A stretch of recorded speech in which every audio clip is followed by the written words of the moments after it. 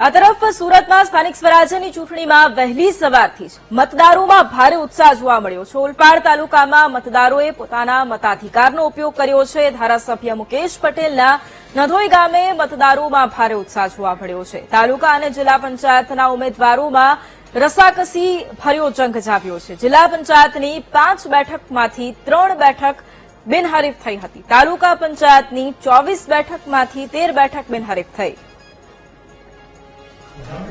લોકશાહીના પર્વની આજે ઉજવણી કરવામાં આવી રહી છે અને સમગ્ર સુરત જિલ્લામાં તાલુકા પંચાયત, જિલ્લા પંચાયત, નગરપાલિકાની ચૂંટણી આજે યોજા જવા જઈ રહી છે। ત્યારે સીધા દ્રશ્યો જોઈ શકો છો।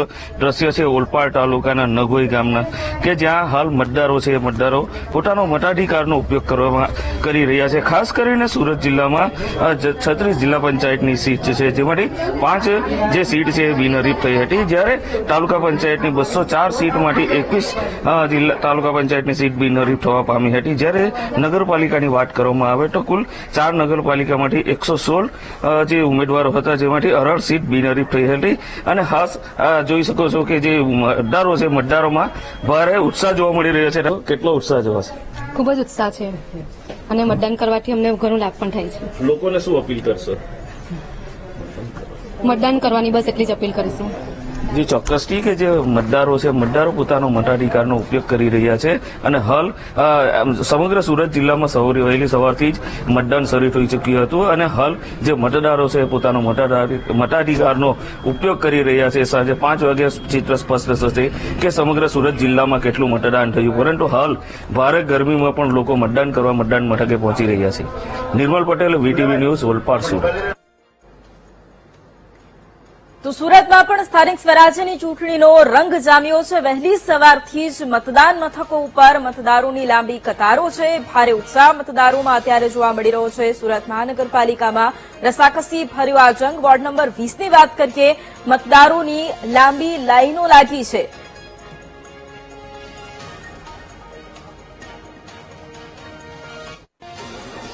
સુરત મહાનગરપાલિકાની સ્થાનિક સ્વરાજ્યની ચૂંટણીને લઈ મતદાર વહેલી સવારથી શરૂ થયું અને હવે જેમ જેમ સમય આગળ વધી રહ્યો છે તેમ તેમ મતદારોમાં જે છે તે ભારે ઉત્સાહ જોવા મળી રહ્યો છે। જે રીતે અત્યારે જોઈ શકાય છે, આપણે જે વોર્ડમાં છે, વોર્ડ નંબર 20માં છે અને બૂથ નંબર અત્યારે 62 પર છે, જે આ સેન્ટ ઝેવિયર સ્કૂલ આવી છે તેમાં છે અને લોકોમાં અત્યારે ખૂબ જ ઉત્સાહ જોવા મળી રહ્યો છે। ક્યાંક આ લોકશાહીનો પર્વ છે અને લોકશાહીના પર્વમાં જે છે તે એક ઉત્સાહભેર લોકો અહીંયા આવી રહ્યા છે। આપણે કેટલાક લોકો સાથે बात करने पण प्रयत्न करीशु। आप बताइए, ये लोकशाही का पर्व है, सच सच के आए, उसको एक त्योहार की तरह मना रहे हो, क्या कहेंगे? जरूरी है, हर इंसान को आना चाहिए और जागरूकता बहुत जरूरी है। सबको आना चाहिए, सबको आके वोट देना चाहिए। लोगों को क्या कहेंगे, क्योंकि ये एक पर्व की तरह मनाना चाहिए, क्या कहेंगे? आप भी जिस तरीके से आए हो, सिर्फ वोट देने नहीं आए हो, पर एक त्योहार की तरह आप आए हो, क्या कहेंगे? मैं तो यही कहूंगी कि भाई हर एक जन जागरूक रहे, हर एक जन आए, अपनी जागरूकता निभाए, अपने आके वोट दे। બિલકુલ, આપણી સાથે અન્ય પણ જે મતદારો છે તેઓની સાથે પણ વાત કરવાનો પ્રયત્ન કરીશું। બેન, તમે જણાવશો, મત આપવા આવ્યા છો, શું કહેશો? એક આજે વહેલી સવારથી જ્યારે લોકશાહીના પર્વમાં જોડાયા છો, શું કહેશો? મતદાન કરવું જરૂરી છે, મતલબ એક તહેવારની જેમ ઉજવવો જોઈએ। આ ઘર ચલાવવા માટે જેમ એક મેમ્બર જોઈએ એમ દેશ ચલાવવા માટે પણ એક મેમ્બર જોઈએ, એટલા માટે મતદાન કરવું ખૂબ જ જરૂરી છે। બિલકુલ, અત્યારે આ વોર્ડ નંબર જે 20 છે અને 62 નંબરના આ બૂથ પર જોઈ શકાય છે લાંબી લાંબી કતારો, લાઈનો લાગી છે અને તમામ લોકો જે છે તે મત આપવા જોડાયા છે। કેટલાક વૃદ્ધો છે જે જોઈ શકાય છે કે પોતાના આ લોકશાહીના પર્વમાં પોતાનો મતનો જે અધિકાર જે છે તે પણ અહીંયા આપવામાં આવતા જોવા મળી રહ્યા છે। તો લોકો અહીંયા ઉત્સાહભેર અત્યારે આ લાંબી આખી કતારોમાં જોતા નજરે પડી રહ્યા છે। આપણે કેટલાક મતદારો સાથે ફરી એક વખત વાત કરવાનો પ્રયત્ન કરીશું। કાકા, તમે જણાવશો, આજનો આ મતદાનનો લોકશાહીનો પર્વમાં શું કહેશો? કેટલું જોડાવું જરૂરી અને શું માનો છે? બધાનો મત આપવાનો પોતાનો અધિકાર છે, બધાએ મત આપવો જોઈએ એવી અમારી કહેવાનું છે। પક્ષ કોઈ પણ હોય પણ મત ખૂબ જરૂરી છે। કેવા કેવા વિઝનથી જવું જોઈએ, કઈ વિચારધારાથી જવું જોઈએ?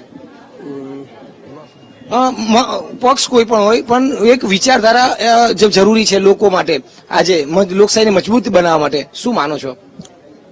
મત આપવો જોઈએ. લોકલ કામ કરવા માટે લોકલ લીડરને તમે મત આપશો અને એની શક્તિ વધારશો તો તમે જ્યાં રહ્યો છો એના રોડ રસ્તા અને ગટર તમે સારું બનાવી શકશો. બિલકુલ, એટલે આ જાગૃતતા છે મતદારોની, અને આ મતદારો પોતાના જ વિસ્તારના જે લોકો છે, મતદાર નેતા છે, તેને ચૂનવા માટે, એટલે કે તેને લાવવા માટે અત્યારે આ રીતે મતદાનમાં જોડાયા છે. આપણે કેટલાક મતદારો સાથે ફરી એક વખત વાત કરવાનો પ્રયત્ન કરીશું. બસ તમે જણાવશો कितना जरूरी है मत देना, और ये पूरा अपना एक लोकशाही का पर्व है, क्या कहेंगे?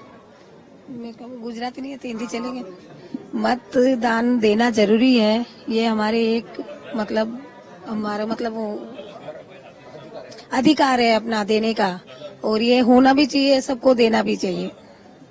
બિલકુલ, એટલે અત્યારે આ જોઈ શકાય છે કે સુરત ના જુદા જુદા મતદાન કેન્દ્રો પર આ રીતે હવે લાંબી કતારો મતદારોની જોવા મળી રહી છે.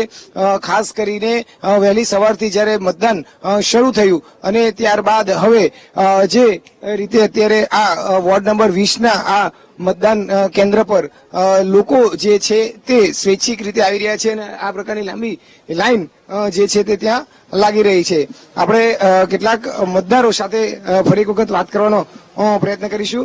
બેન, તમે જણાવશો, આજે મતદાન લોકશાહીનો પર્વ છે, લોકોએ કઈ રીતે જોડાવવું જોઈએ, કેટલો પોતાનો અધિકાર છે, કઈ રીતે જોઈ નહીં, આપણો જે હક છે આપણે આપવો જ જોઈએ, મત બધાએ જ આપવો જોઈએ. જે રીતે અત્યારે જોઈ શકાય છે, મત તમામ લોકોએ આપવો જોઈએ અને તેને લઈને આ લોકશાહીના પર્વમાં તમામ મતદારો જે છે તે મોટી સંખ્યામાં જોડાઈ રહ્યા છે, ઉત્સાહભેર જોવા મળી રહ્યા છે. જેમ જેમ સમય આગળ વધી રહ્યો છે તેમ તેમ મતદારોનો ઉત્સાહ બેવડાતો જોવા મળી રહ્યો છે. આજે રવિવારનો સમય છે અને આ રવિવારના દિવસે આજે તમામ લોકો મતદાનના આ પર્વમાં, લોકશાહીના આ પર્વમાં જોડાતા જોવા મળી રહ્યા છે. મોટી સંખ્યામાં સાંજ સુધીમાં મતદાન થાય તેવી શક્યતા પણ જોવા મળી રહી છે. કેમેરામેન દેવેશ સોલંકી સાથે ધ્રુવ સોમપુરા, વીટીવી ન્યૂઝ, સુરત. તો સુરતના પણ એ દ્રશ્યો જોયા કે જ્યાં એક તરફ મતદારોમાં અનેરો ઉત્સાહ